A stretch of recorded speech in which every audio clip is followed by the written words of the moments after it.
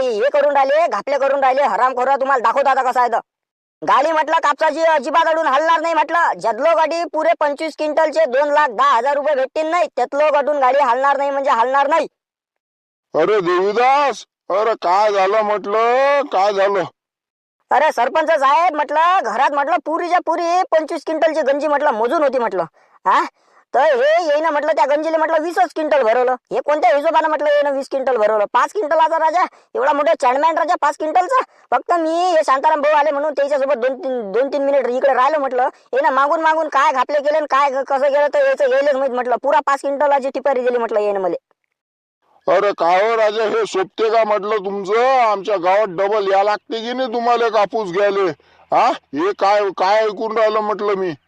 अरे भाऊ, अरे याची गंजी 20 क्विंटलच भरली ना. आता काय काय सांगा तुम्हाला आता. ते तू मला नाटकं शिकूच नको.